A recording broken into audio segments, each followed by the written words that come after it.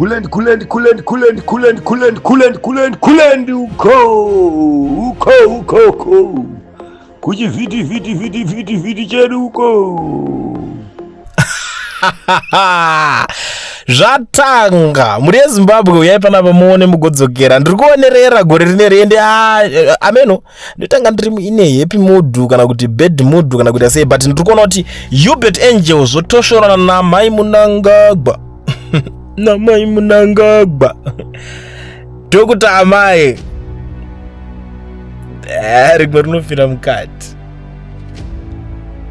Right, nyari pana pakamira kadai soya ndiri kuona pari kubudiswa pana Linstars yari kuti dear fake prophet and rapist, wanga wajaira kuita mabasa ako erima uchisvibisa Zimu One Family apo you abuse vakadzi vevanhu kuchurch kwako. Dr. Axi is working so hard to promote a girl child through your angel of hope, and let me warn you that your net is closing. Zimu One and Dr. Oxy won't sustain tsvina dzako idzo zvanyanya uchangangurwa sawouta asiri muzembi. Don't say we didn't warn you.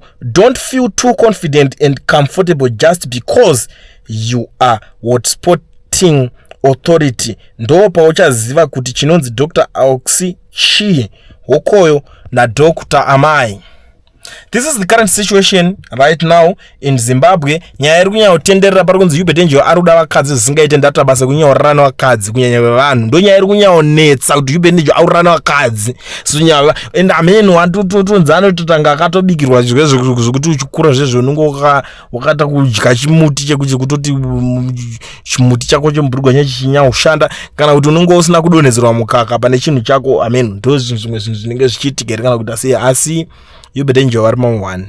Iyi nyaya yasikupera mushe. Yaane nguva ichingotaurika nezvayo ende kune vanhu vese vanongoti Ubet Angel zvozodai. Ubet Angel this, Ubet Angel that. Yes, kune vanhu vanenge vachienda kuchechi. You will never ever understand this. You will never ever believe this. Cause uri munhu anenge achienda kuchechi ndo papa vako ndo vanokunamatira pamwe wakatombonamatirwawo zvikaita. Saka hapana kana one day raungambobhiliva kana wanzwa umwe munhu achiti ndakazonzwa papa vako vakazondidai.